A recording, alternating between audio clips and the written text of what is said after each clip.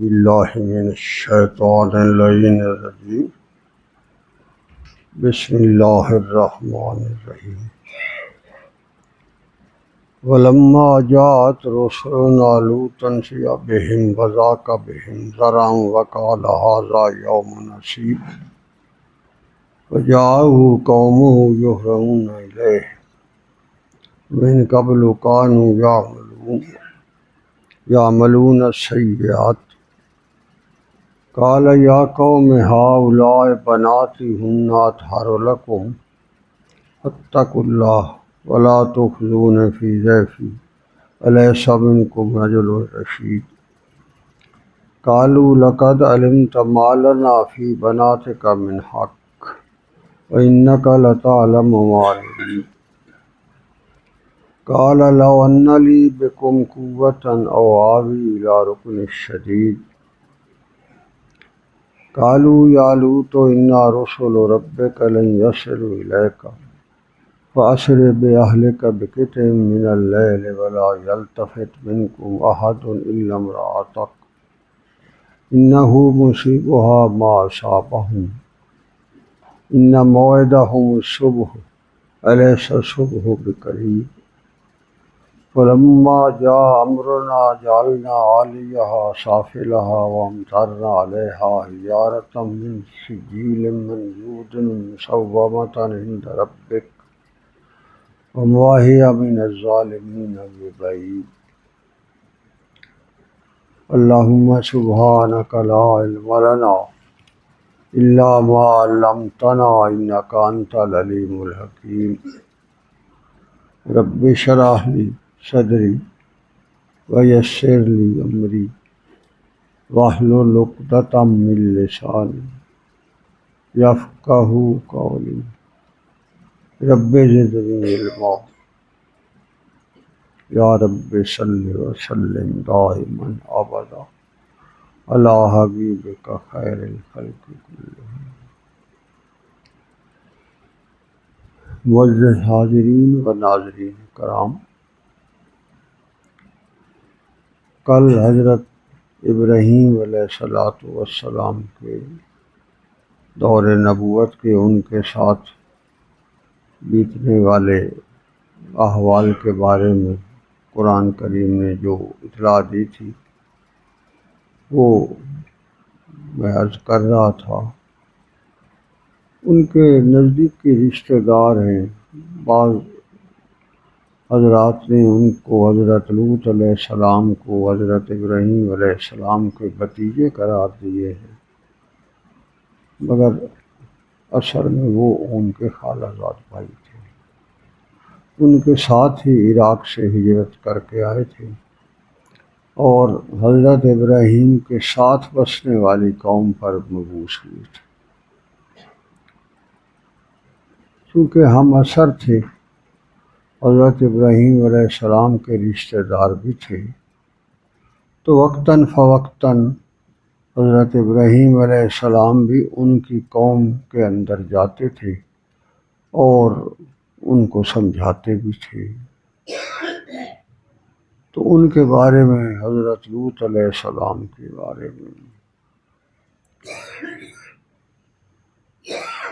جیسا کہ میں نے کل عرض کیا تھا، جو فرشتے حضرت ابراہیم علیہ السلام کو اپنے بیٹے کی بشارت دینے آئے تھے، وہی فرشتے لوط علیہ السلام کی قوم کو عذاب دینے پر بھی مقرر تھے۔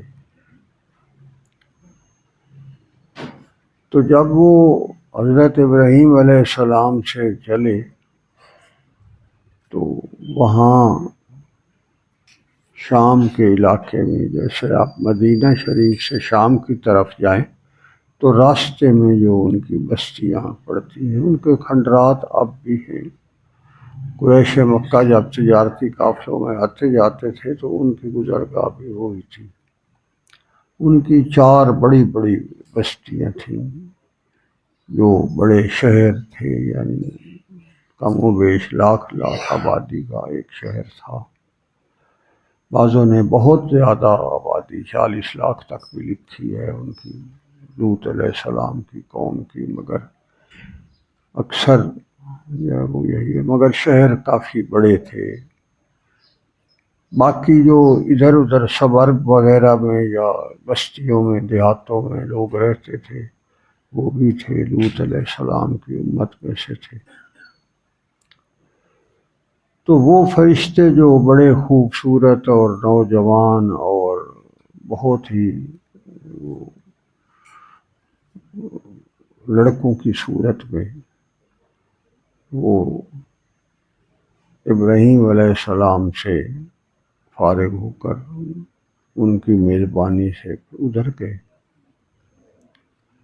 جب وہاں تشریف لے گئے تو راستے ہی میں جو نہر تھی ایک، اس کو آج بھی کھنڈرات میں موجود ہے، اس کو نہر صدوم کہتے تھے۔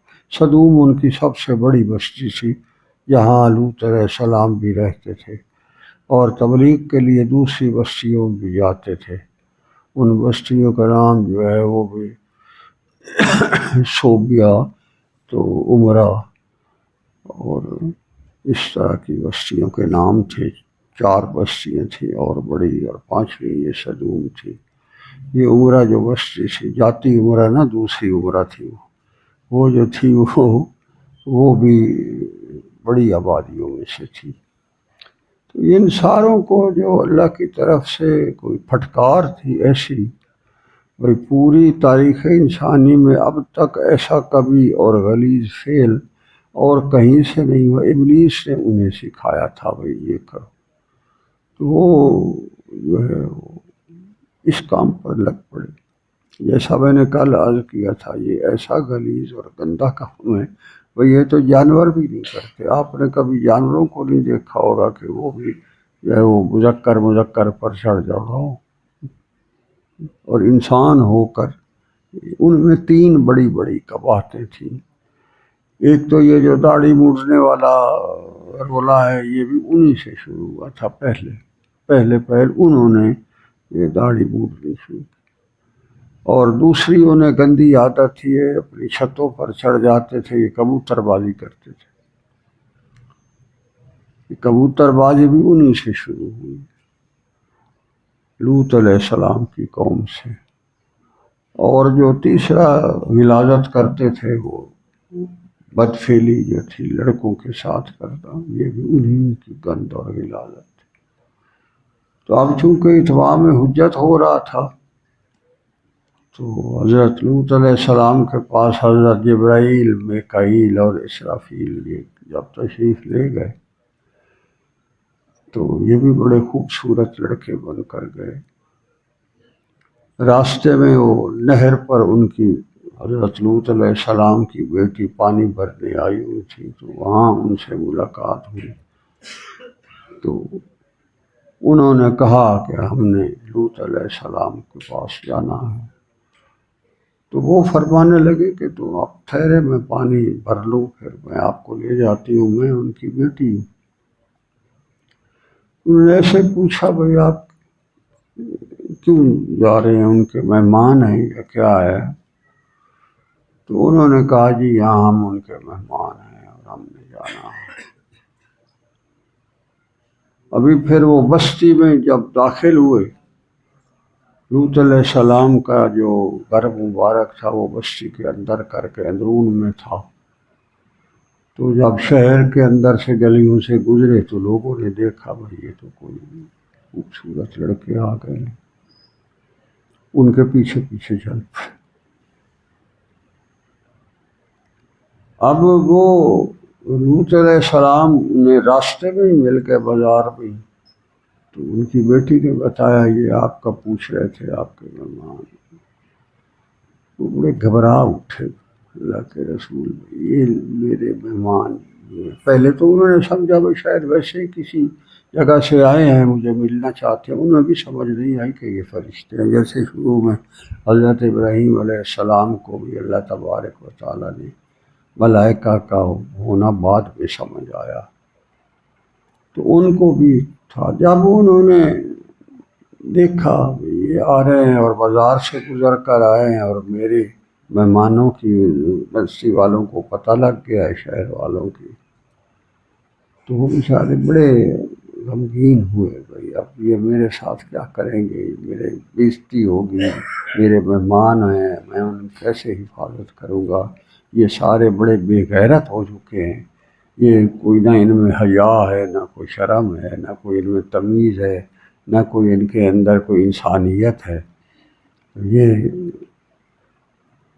تو لوط علیہ السلام جب انہیں تبلیغ کرتے تھے اور فرماتے تھے وہ یہ کیڑے کتے کم نوں پہ گئے، حیا اور شرم نہیں آ رہی، وہ کہتے تھے ہم آپ کو صرف یہی رعایت کر سکتے ہیں کہ آپ اپنے ہاں مہمانوں کو، لڑکوں کو نہ ٹھہرایا کریں، آپ کو یہی شکایت ہے نا، آپ نہ ٹھہرائیں، ہمارے حوالے کر دیں، آپ ہم جانے ہو جانے۔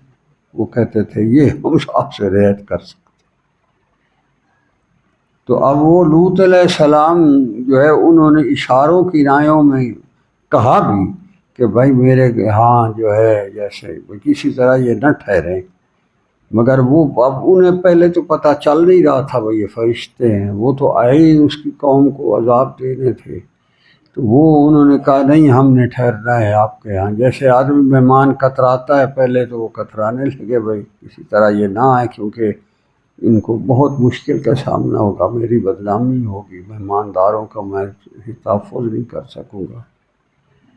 تو وہ ذرا پریشان سے ہوئے، قرآن یہی فرما رہا ہے وَلَمَّا جَاءَتْ رُسُلُنَا لُوطًا سِیَّ بِهِمْ، سیاہ یعنی وہ ذرا غمگین سے ہو گئے، بھئی یہ خوبصورت لڑکے ہیں، میں انہیں گھر میں رہوں گا، میری بیوی بھی بے ایمان ہے، وہ کیا کرتی تھی، وہ کوٹھے پہ چڑھ جاتی تھی اور کپڑے ہلا ہلا کر کہتی تھی ہمارے گھر پہ مہمان آئے پڑے، خامن کی دشمن بنی۔ بعض اوقات اللہ کی طرف سے کوئی ابتلائیں جو ہوتی ہیں وہ بعض صوفیاء پر بھی ابتلائیں ہوئی ہیں، اور ان کے گھر کے اندر ان کی بیویاں جو ہیں وہی ان کے لیے ابتلائیں تھیں۔ اللہ ایسی ابتلا سے بھی بچائے کہ گھر کے اندر کا فرد کوئی جو ہے وہ ابتلا کا سبب بنے، اس کی بڑی بہت زیادہ جو ہے وہ پریشانی ہوتی ہے۔ حضرت ابو الحسن خرقانی رحمۃ اللہ علیہ بہت بڑا آدمی ہوا ہے، سلطان محمود غزنوی کا شیخ ہے، وقت کا غوث ہوا، حضرت بایزید بستامی کا شاگرد ہے، وہ بھی غوث تھے اور یہ بھی غوث تھے، شاگرد بھی ہوئی اور استاد بھی ہوئی۔ ان کے گھر میں جو تھا بستی والے تو تھے ہی کمینے، مگر ان کی بیوی جو تھی وہ بھی آزمائش کا سبب تھی۔ تو واقعہ مشہور ہے، ایک دفعہ کسی صوفی نے اپنا کوئی شاگرد ان کے ہاں بھیجا کہ میرے پاس جو تجھے عطا کرنے کے لیے اکتساب فیض کا جو کچھ تھا وہ تو میں نے دے دیا ہے، اور میں اب دیکھتا ہوں کہ تمہارے اندر استعداد ہے، تو اب میرے بعد یہ ابو الحسن خرقانی رحمۃ اللہ علیہ کے پاس چلے جاؤ، وہ آپ کو باقی منازل کروائیں گے اور آپ کی تربیت کریں گے۔ تو وہ پوچھتا پوچھتا ان کے ہاں جا پہنچا، لوگوں سے بڑے ادب سے جیسے بزرگوں کا ہے اس نام لیا، حضرت شیخ ابو الحسن۔ تو وہ بندے جو تھے ان کا پتہ نہیں یہ کس کا نام لیتا، یہ اسلام کا بندہ تو کوئی نہیں۔ انہوں نے کہا نہیں مجھے پتا تھا، یہ بتایا گیا تھا، وہاں مجھے باقاعدہ بستی کے احوال تھے، میں تو یہاں ہیں۔ ایک بابا بوڑھا بیٹھا تھا، اس نے کہا اللہ یعوذ باللہ، یہ وہ ہسنی جلے کا نام تو نہیں لے رہا کہ نا، ان کا نام انہوں نے پٹھا رکھا ہو۔ ایک ادھر بیوی ابتلا تھی، پھر بستی وہ ساتھ جاتے تھے سارا دن وہاں جنگل میں بیٹھ کے اپنے معمولات بھی کرتے تھے، اور وہ پھر شام کو لکڑیاں لے آتے تھے لاد کر گدھے پر، اور وہ اپنا ٹال پر بیچتے تھے جس سے ان کا گزارا ہوتا تھا۔ بیوی تو روٹی ٹکر جوگی بھی نہیں تھی کہ بھائی اسے تو دو وقت کی روٹی دے، آزمائش یہی بنی۔ تو کسی نے کہا کہ جی وہ تو فلاں جنگل میں لکڑیاں کاٹتا ہے اور شام کو یہاں ٹال پہ بیچتا ہے، وہ آتا ہے۔ کہا چلو میں وہیں چلا جاتا ہوں۔ وہ جو ان کو ملنے آیا تھا وہ چلے گئے ادھر جنگل میں، تو وہ دیکھا تو آگے سے آ رہے ہیں، شیر کے اوپر انہوں نے لکڑیاں لاتی ہوئی ہیں، اور اب شیر سے کہاں لکڑیاں اٹھائی جاتی، وہ جو ہے وہ ادھر ادھر ہوتا تھا، یہ پیچھے سے ڈنڈے مارتے آ رہے تھے، شیر ہانپتا کانپتا لکڑیاں اٹھائے وہ آ رہا تھا، تو یہ سمجھ گئے بھائی یہ وہی ہے صاحب کرامت آدمی، بہت بڑا نیک آدمی، بڑا صاحب تصرف آدمی۔ تو وہ جب آئے تو انہوں نے کہا جی میں نے آپ کے ہاں رہنا ہے، مجھے میرے شیخ نے بھیجا ہے آپ سے تربیت لینی ہے، اور وہ انہوں نے کہا بھائی یہاں آج کل ابتلا آزمائش میرے اپنے گھر میں ہے، میری بیوی مجھے 2 ٹائم روٹی نہیں دیتی تو تجھے کہاں سے دے گی، تو اس لیے تم جو کچھ بھی ہو میں چلتے چلتے تجھے تیرا سارا حساب کتاب کرا دیتا ہوں منازل بستی تک پہنچتے ہوئے، تو زیادہ سے زیادہ میں ایک رات جڑا وہ بھی تو روٹی ملے یا نہ ملے ترپڑی تینوں دینا تو رات ڈے شام پہنچ تو ملے لگا اس آخیا چلو۔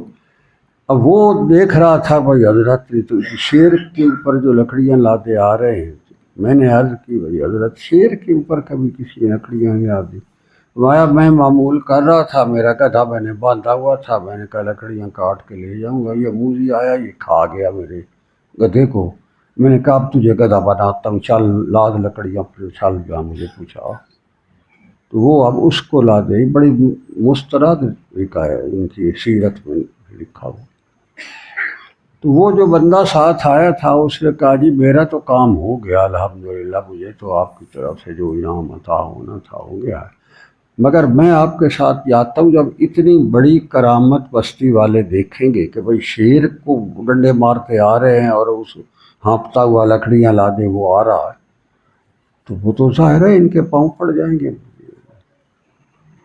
وہ جب آئے ٹال پر دیکھا تو جو بیٹھے ہوئے تھے اس نے کہا ہم اسی لیے تو کہتے ہیں بھائی دماغ ٹھکانے نہیں ہے، آج تک کسی نے شیر پر بھی لکڑیاں لا دی ہیں، پٹھے کام سارے ہی کرے، یہ ان کا ذات۔ اللہ جو ہے نا بے ظرفوں سے بچائے، اہل اللہ کو اس طرح کی بھی ابتلائیں لوگوں نے، کئی ایسے جیسے ان کے شیخ حضرت بایزید بستامی تھے، بستام والوں نے انہیں بستی سے ہی نکال دیا تھا، وہ اپنی زندگی مبارک کے آخری جو 8-10 سال تھے وہ انہوں نے بستی سے باہر جنگل میں گزارے، اپنی وہاں ہی کچا پکا ٹھکانا تھا، وہاں جو لوگ آتے ان کے یعنی وہ جنگل میں تھے، درندے جو تھے ان کے پہرا دیتے تھے، حضرت جس کو آنے کی اجازت دیتے تھے اسے تو یہ درندے آنے دیتے تھے، اور جس کو حضرت پسند نہیں کرتے تھے تو آگے سے درندے شیر بھیڑیے یہ آگے سے کھڑے تھے تو وہ ڈر کے بھاگ جاتا تھا۔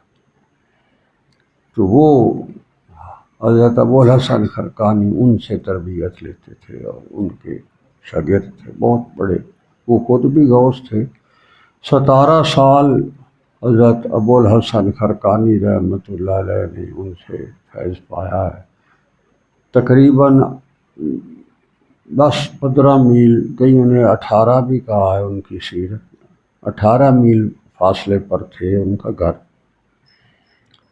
ظہر کی نماز پڑھ کے چل پڑتے تھے تو مغرب کی نماز کے معمول میں آ کر 18 میل شامل ہو جاتے تھے پیدل، رات کو پھر جب فارغ ہوتے معمولات وغیرہ سے تو پھر واپس چل پڑتے تھے، اور واپس چل کے تو صبح اپنے کام دھندا کرتے تھے، تھوڑی سی زمین تھی اس میں خود ہی کام کرتے تھے، پھر وہ سارا دن کام کرتے، بیوی گھر تو جانے نہیں دیتی تھی، ناراض ہوتی تھی، ایک دفعہ ایک ان کا بیٹا تھا لٹ گیا، وہ ان کا قتل کر چھوڑے، اور لاش جو ہے وہ آ کر اس کی گھر کے دروازے پر پھینک گئے لوگ جنہوں نے قتل کیا، تو وہ صبح جب وہ اٹھی دیکھا تو بیٹا تو قتل ہوا پڑا، بجائے اس کے کہ کوئی قاتلوں کا کرتی، وہ اٹھی تو حضرت ابوالحسن خرقانی کے سفیر ہو گئی، بھائی تو ایڈا صاحب کشف تھے، نیک تھے، بڑا صالح تھے، بڑا بزرگ تھے، بڑا صوفی ہے،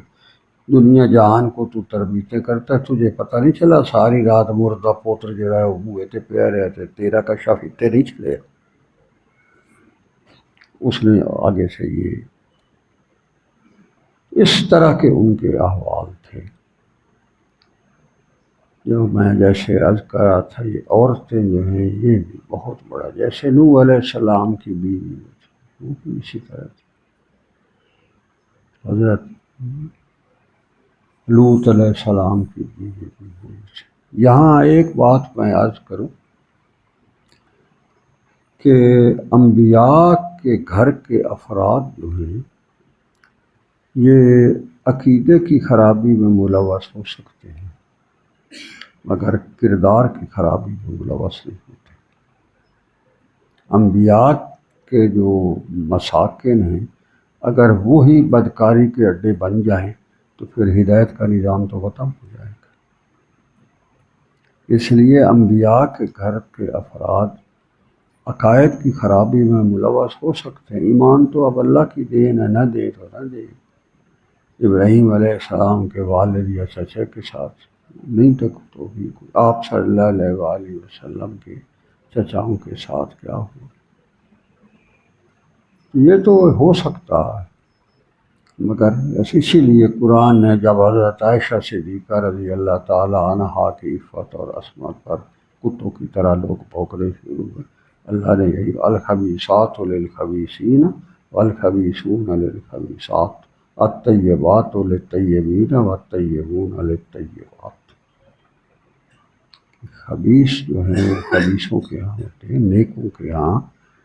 اس سے علماء نے فرمایا ہے کہ انبیاء کرام کے مساکن جو ہیں وہ کردار کی خرابی کا سوال ہی پیدا نہیں ہوتا، عقیدے کی خرابی ہو سکتی ہے۔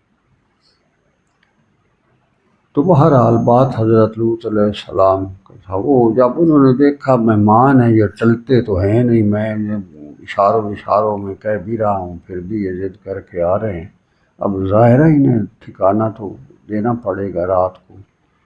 تو جب انہوں نے یہ بندوبست کیا تو اندر سے وہ گھبرائے ہوئے تھے، وَلَمَّا جَاءَتْ رُسُلُنَا لُوطًا سِیَّءَ بِهِمْ وَضَاقَ بِهِمْ، دل میں بڑے پریشان تھے، یہ اب ہوگا کیا، ذرا ہوں۔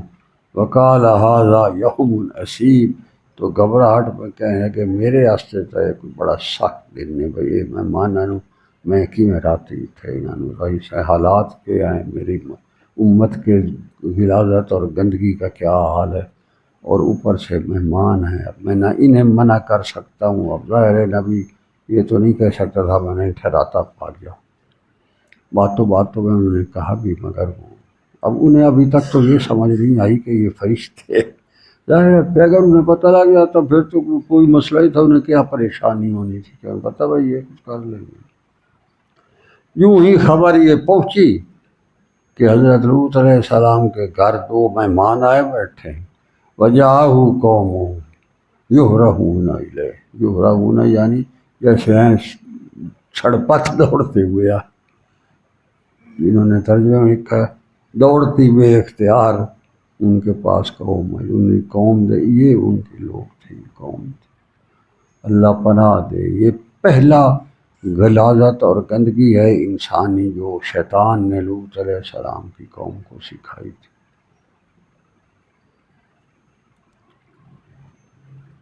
اور ان کا تو وتیرہ یہی تھا، وَمِن قَبْلُ كَانُوا يَعْمَلُونَ السَّيِّئَاتِ، وہ تو اس سیئات میں جو ملوث تھے، جب یہ صورتحال قوم کی دیکھی وہ بڑے پریشان ہوئے، اور قوم اس کی جیسے انہوں نے ذہن میں تھا کہ میری قوم کو جو ہی پتہ لگے گا وہ بے غیرت فوراً میرے پر آ جائیں گے، تو وہ وہی ہوا، وَجَاءَهُ قَوْمُهُ يُهْرَعُونَ إِلَيْهِ، ان کی بیوی چھت سے چڑھتے کپڑے ہلا کے وہی زور دی آواز آئی تھی بھئی آ جاؤ ساڑھے گھر پر مہمان آئے گا، مہمان بتاتی تھی۔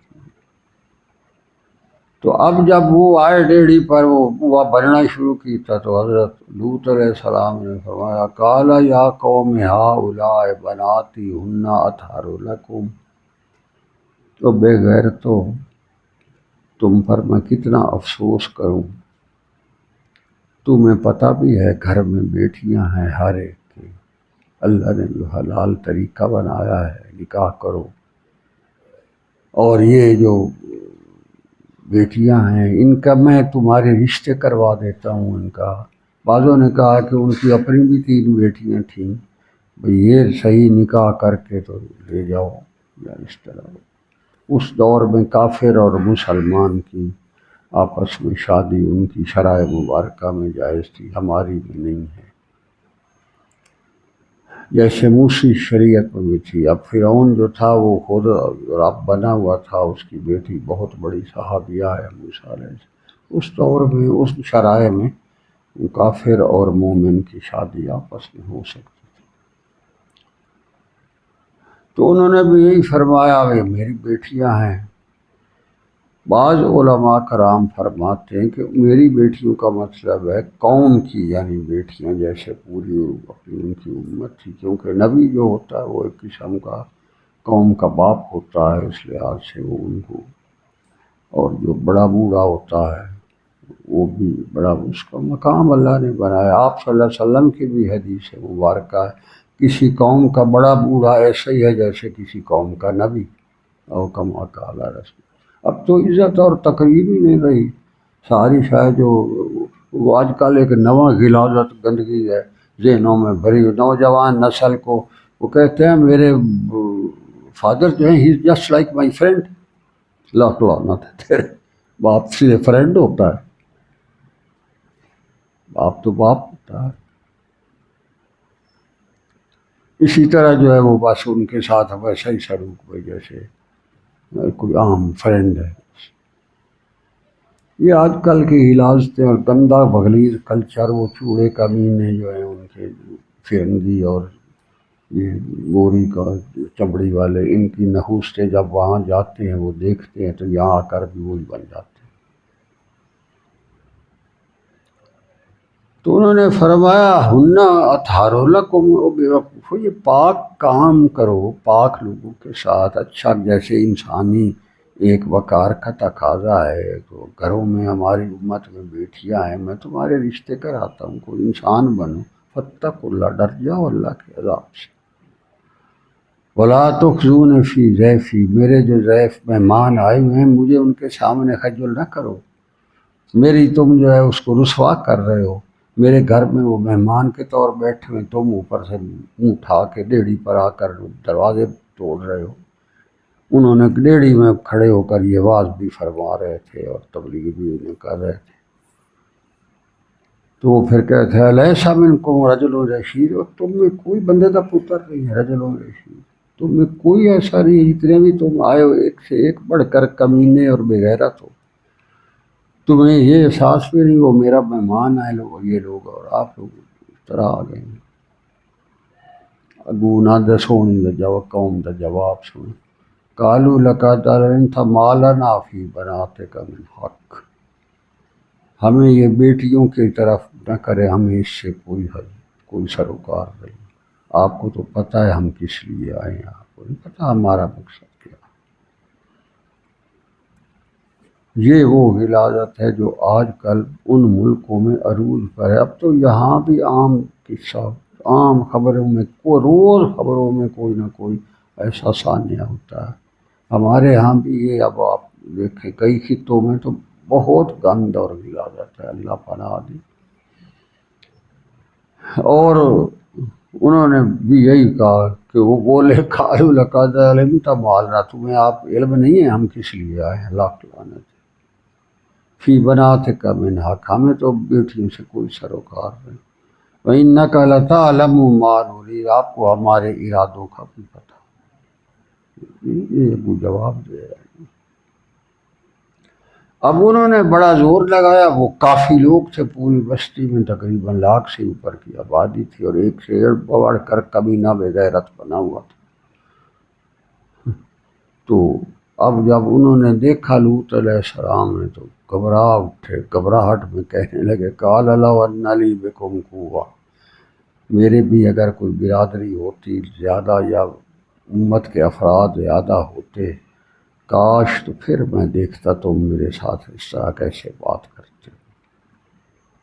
او آوی الی رکن شدید، یا پھر میں تمہارے اندر جو رہ کے تمہاری تبلیغ کر کر۔ ابراہیم علیہ السلام کو بھی جب پتہ لگا، کیونکہ ساتھ ساتھ تھی نا ان کی قومیں، تو وہ بھی تشریف لاتے تھے وقتاً فوقتاً، آ کر ان کمینوں کو واز کر جاتے تھے، خدا خوفی کرو، اللہ سے ڈرو، تمہیں میرے رشتہ دار اللہ کا نبی ہے، تمہیں بتاتا ہے، اس کا کہنا مانو، مجال ہے جو کوئی ٹس سے مس ہو۔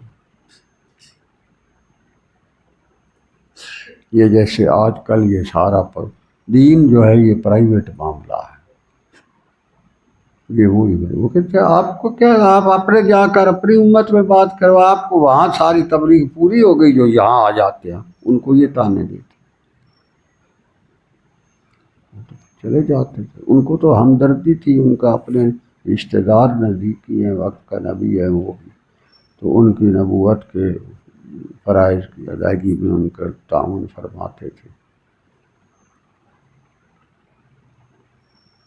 تو حضرت لوط علیہ السلام نے جب یہ سارے احوال دیکھے تو بڑی دل سے ان کے آہ نکلی، لو ان لی بکم قوتاً، کاش میرے پاس بھی کوئی ایسا جتھا ہوتا، یا میری قوم یا میری برادری کے افراد زیادہ ہوتے، او آوی الی رکن شدید، تو یا میں یہاں کی بجائے کسی مضبوط پناہ گاہ میں جا کر رہتا تاکہ تمہاری دست رس میں بھی نہ ہوتی۔ آپ صلی اللہ علیہ وسلم نے ان آیات مبارکہ جب آپ پر نازل ہوئی تھے، آپ نے ارشاد فرمایا حضرت لوط علیہ السلام کے بارے میں، یرحم اللہ لوطا لقد کان یاوی الی رکن شدید، اللہ لوط پر رحم فرمائے، بے شک وہ مضبوط اور مستحکم پناہ حاصل کر رہے۔ اللہ کی پناہ تو ہر ایک کو ہوتی ہے، اور وہ ہوئی بھی، اور پھر جیسے انہوں نے بڑی جیڑی انہوں نے ڈال، تو وہ جو تھے وہ یہی کہہ رہے تھے، آج کاش میرا کوئی ظاہری اسباب کی طرف نظر گئی، میرا کوئی جتھا ہوتا، میرے کوئی مضبوط پناہ گاہ ہوتی، میں ان کو اندر نہ آنے دیتا، گھر میرا چھوٹا سا، اب یہ اٹھا کر منہ آ گئے ہیں سارے، اتنا رش ہے اور باہر گلی میں بھی شور ہے، اب میں ان مہمانوں تک انہیں کیسے دوں۔ جب انہوں نے اندر بیٹھے ہوئے فرشتوں نے یہ ان کے حالات دیکھے تو پھر انہوں نے ان کو بتایا، بلکہ اللہ تبارک و تعالیٰ نے فرمایا تھا ملائکہ کو کہ جب تک لوط جو ہے میرے پیغمبر تمہیں اچھی طرح جو زچ ہو جائیں اور عذاب کے بارے میں وہ خود اظہار کریں تو پھر ان کو عذاب دینا۔ تو جب لوط علیہ السلام نے یہ کلمات فرمائے کہ میرے پاس کاش قوت ہوتی، یا میں ان کو مضبوط پناہ ہوتی، میں بچا سکتا، تو یہی اتمام حجت تھا، اس کا مطلب لوط علیہ السلام بے بس ہو گئے۔ تو پھر انہوں نے بتایا، قالوا یا لوط انا رسول ربک، اے لوط ہم تو اللہ کی طرف سے بھیجے ہوئے فرشتے ہیں، آپ نہ گھبرائیں، آپ جو ہے اس طرح کے پریشانی یا اپنی جو ہے اس مجبوری کو نہ بتائیں، ہم مکنے ہیں، ذرا صبر کر۔ تو وہ جب دروازے توڑ کر اندر آنے کی کوشش میں لگے تو حضرت جبرائیل علیہ السلام نے سارا جو جم گھٹا اتنا تھا اس کے آگے ایسے اپنا ایک پر مارا نا، ایسے وہ سارے اندھے ہو گئے، ایسے پر مارا اندھے ہو گئے۔ پھر وہ بھاگنے لگے، جب نظر کچھ رہے تو تھوڑے کھاوے ڈبین ایک بیٹھے شیر بھرنے وہ سیلے اس نے آ گیا، یار یہ ہم تو سمجھ رہے تھے یہ اس کے کوئی مہمان ہے، پر یہ تو کہیں سے جادو کر لے آیا ہے، انہوں نے جادو کے ذریعے ہماری جو ہے وہ اندھا کر دیا۔ یہ ان کا آگے اندھے وہ کھودے ہوئے تھے، عقل کے، فہم کے، ہدایت کے اندھے۔ کوئی نہ کوئی ایسا کرتوت بندے کے اندر سے ہوتا ہے جس کے نتیجے میں اللہ کا عذاب آتا ہے۔ اب آپ اندازہ کریں، یہ کبھی جو فعل ہے یہ تو جانور ہی نہیں کرتے، پرندے ہی نہیں کرتے، اب ابلیس نے انہیں اس پٹی پر لگایا وہ، اور کم سے کم بھی ہوں تو 5-6 لاکھ سے زیادہ لوگ ہیں جو آپ کی امت میں سے 5 بستیوں سے لاکھ آبادی کا شہر تھا اس زمانے، کم و بیش جو ہے آج سے 4000 سال سے اوپر کی بات ہے۔ تو پھر انہوں نے ملائکہ نے کہا یا لوط ان رسل ربک، ہم اللہ کی طرف سے بھیجے ہوئے فرشتے ہیں، لن یصلوا الیک، آپ فکر نہ کریں ہمارا، آپ ہمارے بارے میں پریشان نہ ہوں، ان کا ہم بندوبست کرنے ہی آئے ہیں، آپ فکر نہ کریں۔ فَأَسْرِ بِأَهْلِكَ بِقِطْعٍ مِّنَ اللَّيْلِ، تو فرشتوں نے اب جب ہو گئی بات تو حضرت لوط علیہ السلام کو تسلی ہو گئی، بھئی میں تو انہیں مہمان اور نوجوان لڑکے سمجھ رہا تھا، مجھے تو اس وجہ سے پریشانی تھی، خوبصورت لڑکے ہیں، نوجوان ہیں، آگے وہ غلاظت اور گندگی کا شاہکار ہے، مجھے تو یہ پریشانی، جب انہیں تسلی ہو گئی کہ یہ فرشتے ہیں تو پھر انہوں نے کہا چلو، بلکہ فرشتوں نے کہا کہ آپ ایسا کریں کہ رات کے وقت جب اندھیرا ہو جائے تو جو آپ کے متبعین ہیں آپ ان کو لے کر یہاں سے چلے جائیں، اور ان کی جو آپ کی جو بیوی ہے اسے بھی آپ اتمام حجت کے لیے دعوت دے دیں، اگر وہ مان گئی تو اسے بھی لے جائیں، اور نہیں تو پھر آپ اپنی بیٹیوں کو اور اپنے دوسرے جو متبعین ہیں آپ کے صحابہ ہیں ان کو آپ لے کر چلے جائیں رات کو، بقطع من اللیل، رات کے کچھ حصے۔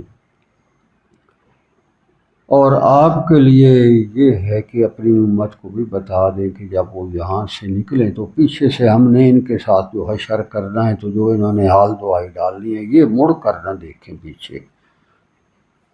اسی لیے بعض علماء کہتے ہیں کہ لوط علیہ السلام کی بیوی تو چل تو پڑی، مگر جب دیکھا بھائی وہاں پیچھے تو حال دعائی مچی ہوئی ہے تو انہوں نے مڑ کر پیچھے دیکھا تو وہیں پتھر ہو گئے، اس نے دیکھا۔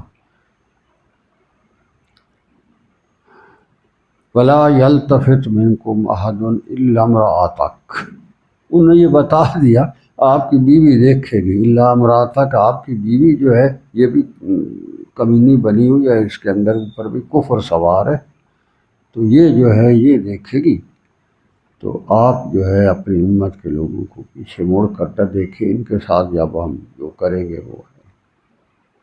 اِنَّهُ مُصِیبُهَا مَا أَصَابَهُمْ، ان کو وہ مصیبت اب آئے گی جو پھر اللہ نے ہم نے جو کرنا ہے ان کے ساتھ حشر، وہ ہم نے صبح یوں ہی ہوگی، آپ رات کو نکل جائیں، ہم صبح ان کے ساتھ جو ہے اس کی اینٹ سے اینٹ بجا دیں گے۔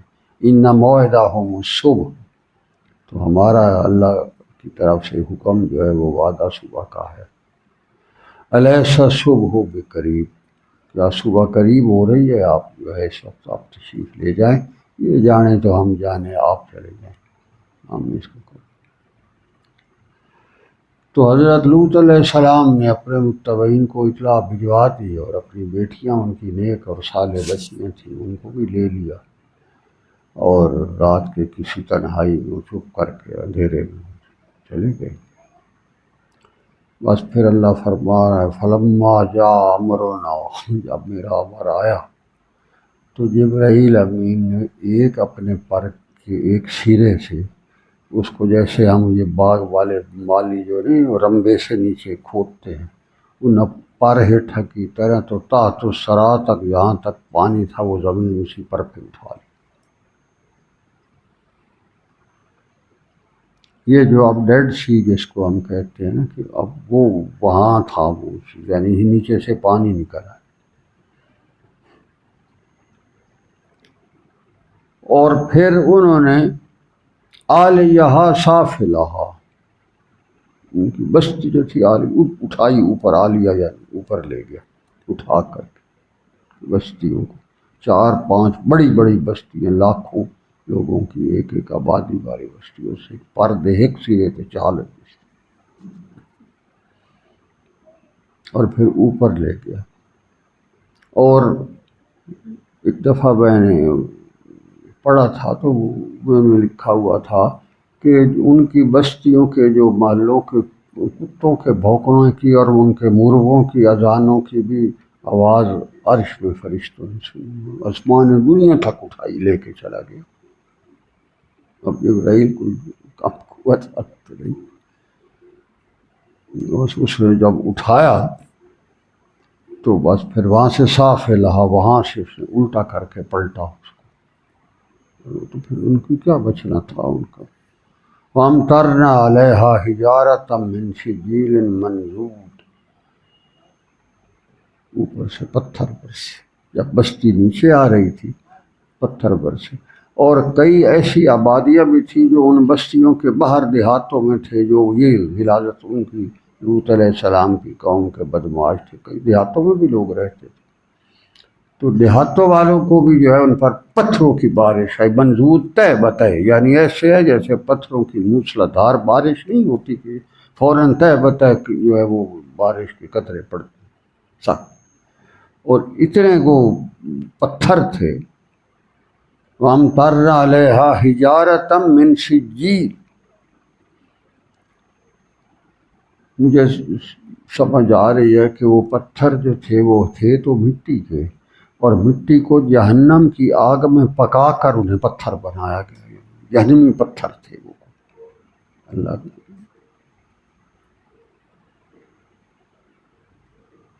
پناہ۔ اور وہ کھنگرے پتھر نہیں ہوتے، ایک تو جن کی نوک دار ہوتے ہیں، اس طرح کے تھے، ان سجیلاً منضود۔ اور پھر جب وہ پڑے تو ایسے پڑے کہ جو بندہ جہاں کھڑا تھا ایک پتھر پڑنے سے ہی اس کا کیما ہو جاتا تھا۔ اور وہ جیسے ابرا کے لشکر پر جب آئے تھے ابابیل، اور وہ وہاں بھی ان کے پاس 3 پتھر ہر پرندے کے پاس سے، ایک چونچ میں، ایک 2 نیچے پنجوں میں، اور ہر بندے کو جس کو لگنا ہوتا تھا اسی کو آ کر وہ پرندہ ڈائیو کرتا تھا، اور اوپر چوٹی میں ہاتھی سوار کو پتھر پڑتا تھا، اور اس کا بھی وہ کیما کرتے ہوئے ہاتھی سمیت ہاتھی کا بھی وہ بڑے اڑا دیتا تھا۔ من سجیل فجعلہم کعصف مأکول، جیسے جانور بھوسا کھا کر کے اس کا اگال باہر پھینک دیتا، کھایا ہوا بھوسا کر دیا، ان کے ساتھ بھی اوپر سے جو جہنم کے کئی پتھر پڑے، وہ کھنڈے قسم کے نوکدار پتھر تھے، جس آدمی کا وہ کھڑا بات کر رہا ہوتا تھا ٹھک اوپر سے پتھر لگا تو اٹھائیں اس کے جو موٹی موٹی ریشہ ریشہ۔ مسوّمۃ عند ربک، مسوّا یعنی ان کے بھی نشان، یہی جیسے میں نے عرض کیا، ان پر بھی اسی طرح لکھا ہوتا تھا کہ اس پتھر نے فلاں کو لگنا، ٹھیک وہی پتھر اسے جا کر لگتا تھا جہاں بھی وہ کھڑا ہوتا۔ ہائے وما ہی من الظالمین ببعید، تو اللہ فرما رہا ہے کہ وہ جو ان کا حشر ہوا یہ عاد اور سمود کے بعد ہوا ہے، کہ ابھی عاد اور سمود کے اوپر جو اللہ کے عذاب آئے تھے، ہواؤں کے، زلزلوں کے اور اس طرح کی، تو فرمایا یہ ان سے کوئی زیادہ بعید، زیادہ عرصہ نہیں گزرا، زیادہ زمانہ نہیں گزرا کہ اس پر ان پر بھی یہ سارے اللہ کے عذاب جو تھے یہ پڑے تھے، اور ان پر بھی اسی طرح تھوڑے عرصے میں ان پر بھی عذاب آیا۔ حالانکہ اگر ایک قوم پر عذاب آئے تو دوسری قوم جس کو ذرا سا بھی عقل ہوتی ہے اسے پتہ ہوتا ہے بھئی اب کچھ اصلاح آ چکی، اتنا بڑا عذاب آیا ہے۔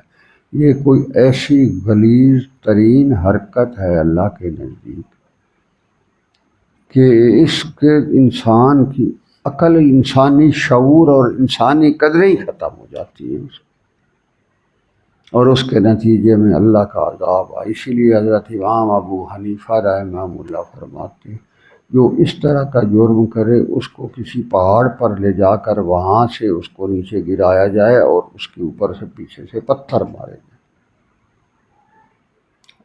اور ایک حدیث میں آپ صلی اللہ علیہ وسلم نے کہا یہ اس قدر قوی فعل ہے، اس کا جس پر بھی ثابت ہو جائے فوراً اس کو قتل کر دو، یہ اس قدر گندا فعل ہے۔ اور آج تک بھی ان بستیوں کے کھنڈرات اب بھی موجود ہیں، صدوم کے علاقہ اب بھی، وہاں جو اس بستیوں پر عذاب آیا تھا وہ کھنڈرات جو ہیں اب بھی ہیں ان بستیوں کے، اور وہ جو دریا جو سمندر جہاں سے جبرائیل امین نے بستیوں کی زمین اٹھائی تھی نیچے سے، اس جگہ پر جو اب پانی ہے، سمندر ہے، یہ دنیا کا واحد دریا ہے، یہ اس قدر اس کا پانی بھی عذاب کا مارا ہوا ہے، اس کے اندر کوئی جاندار چیز نہیں، پانی کی مخلوق کو کہتے ہیں وہاں کچھ بھی نہیں، اور زندہ ہی نہیں رہ سکتی، بندہ پانی بھی نہیں پی سکتا اس سمندر کا، پانی پیے تو اس کو پیٹ خراب ہو جاتا، آندرا گلنا شروع ہو جاتی آج بھی۔ اور اس کے اندر کوئی جیسے یہ مچھلیاں یا کچھوے یا آبی مخلوق جو ہوتی ہے اس سمندر میں، اسی لیے اس کو کہتے ہی ڈیڈ سی ہیں، بحر مردار کہتے ہیں، آج بھی اس کے بحر مردار میں تو کوئی انسان نہیں۔ تو یہ قریش مکہ بھی یہ دیکھتے تھے جب تجارتی قافلے ان کے جاتے تھے نا مدینہ شریف سے شام کی طرف جائیں تو راستے میں آتی ہے، اب بھی کھنڈرات موجود ہیں۔ ہمیشہ ہر وہ کام جو شریعت خیر الانام نے، اللہ کے رسول صلی اللہ علیہ وآلہ وسلم نے حرام قرار دیا ہے، وہ اس حد تک انسانی اقدار سے متصادم ہے کہ شرف انسانیت کا تقاضا یہی ہے کہ اس سے باز آیا جائے۔ اب یہ مرض اتنی غلیظ اور عام ہو چکی ہے، وہاں اب امریکہ میں جو ہے وہاں ایک پوری تنظیم بن چکی ہے، ہر سال رات کو وہاں ان کا جو ڈاؤن ٹاؤن ہے، ڈاؤن ٹاؤن وہاں ان کو کہتے ہیں، جو ان کا بازار کا بہت بڑا مصروف ترین علاقہ بازار ہوتا ہے اس کو ڈاؤن ٹاؤن کہتے ہیں، جیسے آپ ہمارا یہ حسین گائی کہہ لیں یا اس طرح کو ڈاؤن ٹاؤن جو ہب ہے شہر کا۔ تو انہوں نے حکومت سے یہ فیصلہ لیا ہوا ہے کہ ہر سال رات کو ہم لوگ برہنہ بالکل، اور ہم وہاں سڑکوں پر مارچ کریں گے، یہ ہمارے انسانی حقوق ہے، عدالت نے اس کو انسانی حقوق تسلیم کیا ہوا ہے۔ ہر سال رات کو 2 بجے سے لے کر پتہ نہیں کتنے بجے تک، اور وہ وہی ہے جیسے صبح جیسے لوط علیہ السلام کی قوم پر عذاب آیا تھا نا، علیہ صبح ہو بے قریب، صبح قریب، اسی طرح آپ یقین کریں رات کو 2 بجے سے لے کر صبح 5 بجے تک شکاگو میں ہر سال ایک دن حکومت نے مقرر کیا ہے، آپ لوگ جو ہے وہاں گند کر لو، جو بھی کر لو۔ یہ وہ قوم ہے جس کے ہم بڑے اسیر ہیں، اور اس قوم کا سربراہ ہے جس کو ہماری قوم کا سربراہ کہہ رہا ہے سر عام کہ اس کو نوبل پرائز دے دو، یہ تو بہت عظیم شان انسان، اس قوم کے سربراہ کو ہمارا سربراہ نوبل پرائز کے لیے ریکمینڈ کرتا پھر رہا ہے، سر عام، اسی کام کے نوبل پرائز ہے نا، اور کس کا؟ آج کل کے دور میں اب آپ یہاں ہمارے یہاں بھی دیکھ لیں یہاں کیا حالات ہیں، اور یہاں لوگوں نے کیا کیا کچھ کر رکھا۔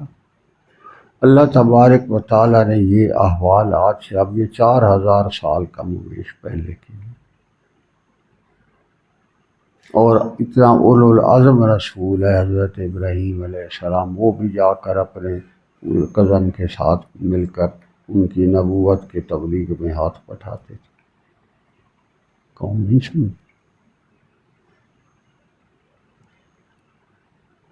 اللہ کے دین کی پناہ کے علاوہ اور اس سے بڑی پناہ کوئی ہو سکتی نہیں تھی۔ یعنی جو معاشرہ اس وقت یا یہاں اسلام آیا ہے، سب سے انسانی اقدار کے لحاظ سے سب سے جو ہے وہ کبھی معاشرہ بھی نہیں تھا، اور اسلام نے آ کر اس معاشرے کو کیسا آئیڈیل معاشرہ بنایا، کیسے کیسے ہیرے پیدا ہوئے۔ یہ جو غلیظ طاغوتی کافرانہ نظام ہوتا ہے یہ انسان کی صلاحیتوں کو بھی چاٹ کر زنگ آلود کر کے ختم کر دیتا ہے۔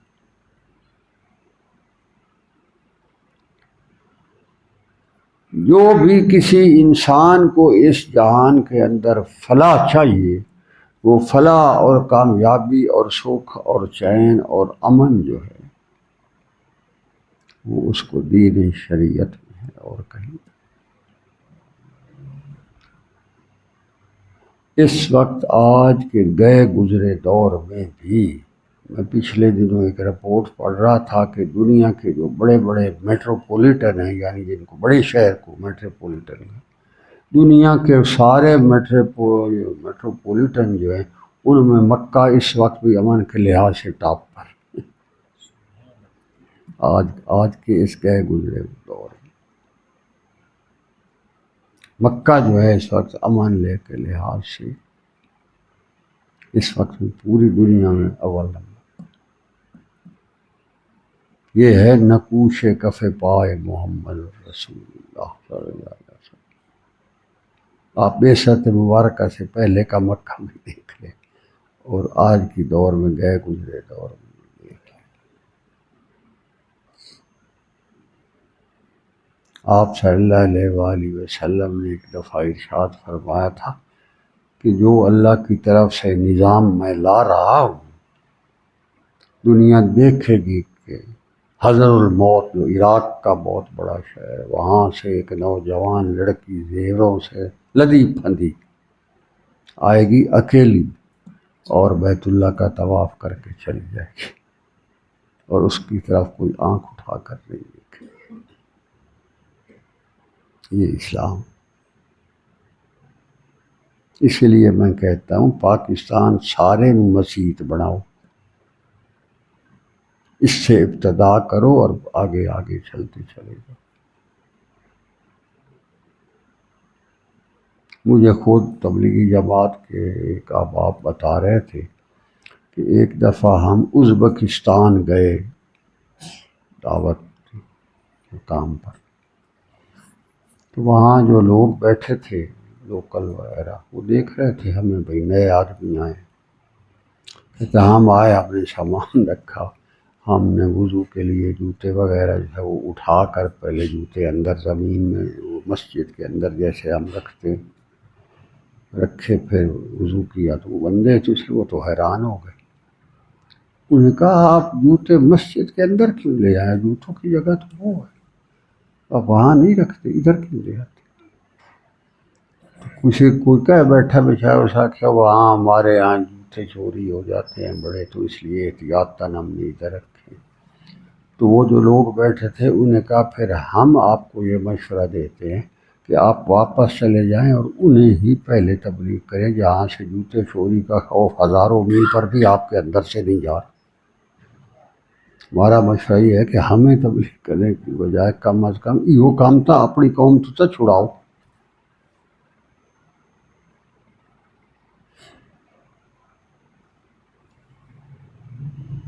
ایک اور دوست سے انہوں نے بتایا کہ ہم برطانیہ میں لندن کا ہیتھرو ایئرپورٹ ہے، بہت بڑا ایئرپورٹ، تو وہاں ہماری جماعت تھی، تو جیسے ہے وہ تبلیغ کرنے مسافروں کو شروع ہوئے، وہ بڈھے دو چار انگریز ولی کھلے انہوں نے دین کی بات کر رہے بھائی اسلام کی برکات انہیں بتا رہے تھے، وہ سنتے رہے۔ انہوں نے آخر آپ کہاں سے آئے؟ انہوں نے کہا کہ ہم پاکستان سے آئے ہیں۔ انہوں نے کہا جو آپ ہمیں بتا رہے ہیں کہ آپ وہاں سب کچھ ہی ہے جہاں سے آپ آئے؟ انہوں نے کہا وہاں تو کچھ نہیں ایسا، ہمارا مشورہ یہ ہے کہ آپ سارا زور پہلے وہاں لگائیں یہاں کے آپ رہنے والے، اس کے بعد جو ہے آپ ہماری طرف آئیں، پھر اس پر کوئی وزن ہوگا، اس کا کوئی نتیجہ نکلے گا۔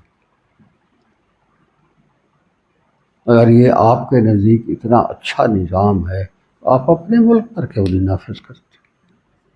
ہمارے ساتھ آپ کو زیادہ ہمدردی، اپنے ساتھ ہمدردی کوئی نہیں آپ۔ یہ تو اس کا تو یہ دو واقعے تو خود انہی کی زبان ہے۔ آپ صلی اللہ تعالیٰ علیہ وآلہ وسلم نے ساری دنیا کے لیے مبلغ تھے۔ مکہ میں آپ کی بعثت مبارکہ کا ٹائم زیادہ ہے، 13 سال، مدینہ شریف میں 10 سال ہے۔ آپ نے جب بڑے بڑے سربراہوں کو بھی خطوط لکھے ہیں تو وہ مکی دور میں لکھے ہیں یا مدنی دور میں لکھے؟ مدنی دور، اور اس کے اندر بڑا واضح پیغام ہے کہ ہم جو بات بتا رہے ہیں اور دیکھو ہمارے اس شہر کے اندر تو اس کی عملی تعبیر اور بہار نظر آئے گی۔ مکی دور میں تو زیادہ دور ہے، نبی تو مکی دور ہے، وہاں بھی سے بھی تو لکھے جا سکتے، پتہ تھا مجھے موقع پر دکھانے کے لیے کچھ بھی نہیں ہے۔ یہاں تو کوہر بوت پڑے ہیں سینکڑوں، بیت اللہ میں کیا دکھاؤں، وہ دکھاؤں؟ جب وہاں آپ کے پاس اپنے اس ملک کے اندر جہاں آپ رہ رہے ہیں وہاں اسلام کی تعبیر عملی نظر آ جائے گی تو آپ کا تبلیغ کا کام پوری دنیا میں بہت آسان ہوئے گا۔ صرف ان بندوں کو بھیجو اور ادھر آ کر وہ چوسا رہے، وہ خود تمہارے سفیر بن کر اپنے ملکوں کو آپ صلی اللہ علیہ وسلم کے پاس مدینہ طیبہ میں ایک آدمی آتا تھا، کچھ عرصہ رہتا تھا، واپس جاتا تھا، سارے قبیلے کو لے آتا تھا۔ کتنی واضح مثالیں۔ اور ایک جڑا گٹر دا منہ کھلا پہ ہے، پہلے یہ تو بند کرو۔ یہ جو ابھی اتنی لوط علیہ السلام کی قوم کے میں نے بتائے، اب آپ یہاں دیکھیں اللہ پناہ دے کیا ہو رہا ہے۔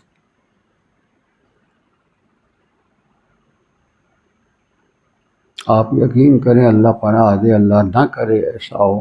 مجھے ایک آدمی نے بتایا تھا، اس نے کہا ہمارے ملک کے اندر بھی خفیہ کئی بستیاں ایسی ہیں جہاں باقاعدہ جیسے عورتوں کی شکلیں ہیں، مردوں کی بھی شکلیں کی ہیں۔ یہ بھی رپورٹ ہے۔ کیا تبلیغ ہوگی اور کیا اثر ہوگا اس کا ملک کے اندر، پھر اس کا اثر کیا ہے؟ پہلی بات یہ ہے کہ آپ اپنا گھر کے اندر جو گند اور غلاظت ہے اس کو صاف کریں۔ یہاں آپ عملی طور پر جو شریعت اسلامیہ کا پاکیزہ اور خوبصورت ترین نظام ہے وہ آپ لے آئیں، ساری بہار آ جائے گی۔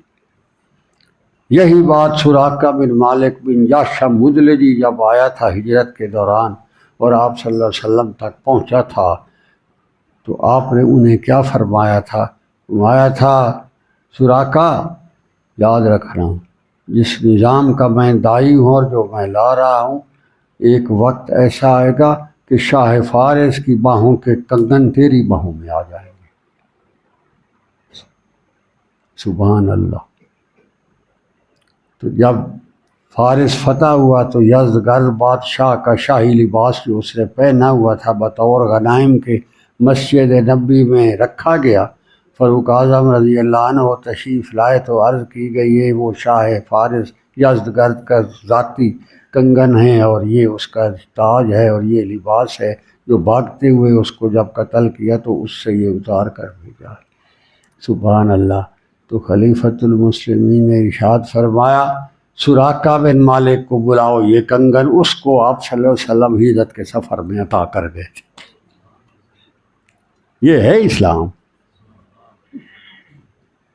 سراقہ آیا تو آپ نے فرمایا سراقہ یہ لو جو ہجرت کے سفر میں تم کہتے ہو نا شاہ فارس کے کنگن اس کی باہوں سے اتر کر تیری باہوں میں آئیں گے۔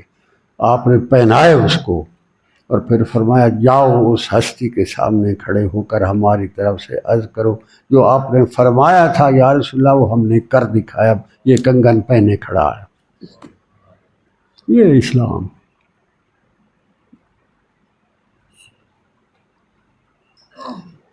اللہ کو اسلام منگو بس، اور اللہ نے دے دیا تمہیں تو تمہارے دکھڑے دور ہو جائیں۔ اب آپ دیکھیں آپ صلی اللہ علیہ وسلم کی حدیث مبارکہ ہے کہ مسلمانوں کو کافر اس طرح ان پر چڑھ دوڑیں گے جس طرح کہ ان کو ایک قسم کا مکھی مچھروں کی طرح جو ہے وہ اس کا حشر ہوگا۔ حدیث مبارکہ کا مفہوم عرض کر رہا ہوں۔ صحابہ نے عرض کیا رسول اللہ کیا اس وقت یہ کم ہو جائیں گے مسلمان؟ فرمایا نہیں، زیادہ ہو جائیں گے۔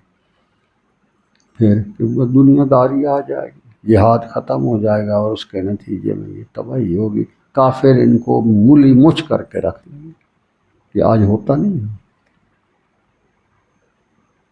ٹرمپ سر عام کہتا پھر رہا ہے یہ مسلمانوں نے فلانا سربراہ لگا دیا، مجھ سے تو پوچھا ہی نہیں، اب تو نانا لگ رہے ہونا۔ فاروق اعظم رضی اللہ تعالیٰ عنہ جب اموال اپنے بڑے بڑے عہدیدار مقرر کرتے تھے تو وہ فارس اور روم والے بادشاہوں سے اپروول لیتے تھے۔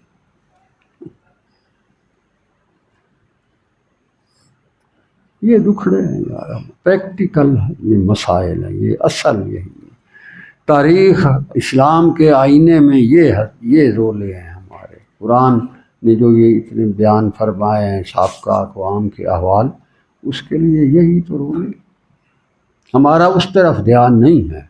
اسلام دے سیمینار کر لو، اسلام دے بہ کے بحث تے تمیز تے ٹی وی تے بہ کے سب چھلے مچھے ترکے ہوئے گندے نہ دے چہرے تو نحوست یہاں ہوگی، وہ اسلام کی تحقیقات بیان فرما رہے ہیں۔ اور پریکٹیکلی دیکھا جائے تو نموز یا سال ہا سال تک نماز ہی نہیں پڑے گی۔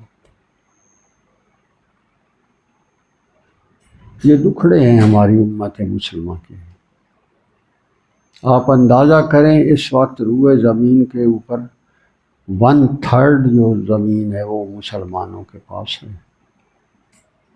8 ارب آبادی، 8 ارب 40 کروڑ بتایا یو این نے آفیشل جو آبادی، اس میں سے ہر تیسرا بندہ مسلمان ہے۔ 2.5 ارب تو بنتے ہیں نا، ان میں سے ایک انگلی کے چپے کے برابر بھی وہ جگہ یہاں زمین پر اس وقت نہیں ہے جہاں خالصتاً اسلام نافذ ہے۔ کتنا بڑا المیہ ہے امت محمدیہ کا۔ ویسے ہم بڑے مطمئن ہوئے پھر رہے ہیں، میں بڑا کام کر رہا ہوں۔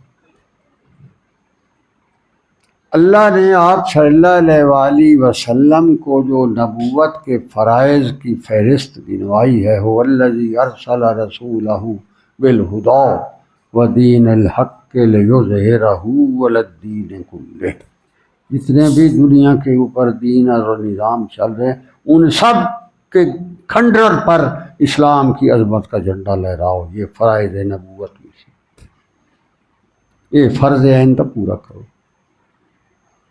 ہماری ترجیحات ہی بڑی ہیں۔ مدارس والوں سے پوچھو تو وہ کہتے ہیں جی ہمارے ہاں 5 بوری روز آٹا پکتا ہے جی، یہ ہماری فضیلت، 5 بوری آٹا روز پکتا ہے۔ 5000 طلباء پڑھ رہے ہیں، سارا ساتھ بسم اللہ پڑھیں، اور 4 دیواری کے باہر تو دیکھو وہاں کیا ہے، جن کے گھر 5 من آٹا پیا اس جو گردن کپ کے وہ بوری جاتے نسوئی۔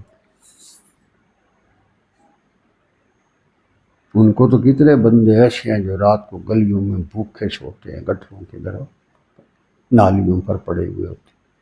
ان کا کون ہے؟ ان کا کیا ہے؟ ان کا پرسان حال کون؟ یہ اس کا احساس کون کرے گا؟ جب اسلام تھا تو وہ خلیفۃ المسلمین تو یہ کہتا تھا کہ اگر دجلہ کے کنارے بھوک سے کوئی کتا بھی مرے تو میں اس کا ذمہ دار، مجھ سے پوچھا جائے۔ اسلام تو یار یہ ایسا تھا، یہ اسلام سمجھ نہیں، اس طرف کوئی نہیں، اور باقی ہے ریکارڈ پر ریکارڈ قائم ہو رہے ہیں، قرآن ہو رہے ہیں۔ بہرحال اللہ تعالی ہماری صورتحال کو بہتر کرے، جیسے کہ اللہ اس کی حفاظت کرے۔ اس کی کوئی عملی تعبیر اگر آ گئی، اس وقت روئے زمین کا کفر اور طاغوت کی سب سے پرائم کوشش یہ ہے کہ کہیں کسی زمین کے کونے پر اسلام نافذ نہ ہو جائے۔ جس دن اسلام کہیں نافذ ہو گیا اور وہ جڑ پکڑتا گیا پھر ان کی خیر نہیں۔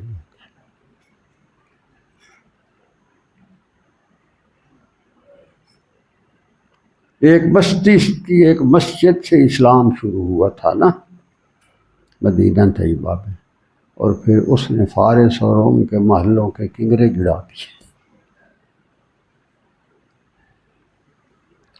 اللہ دی ذات کرے تو کوئی بہتری ہو۔ اعوذ باللہ من الشیطان الرجیم، ربنا تقبل منا اللهم اغلب دین محمد رسول اللہ صلی اللہ علیہ وسلم. اللهم اغلب اللهم اغلب صلی اللہ تعالی علی خیر خلق محمد وآلہ وصحبہ اجمعین. آمین برحمتک یا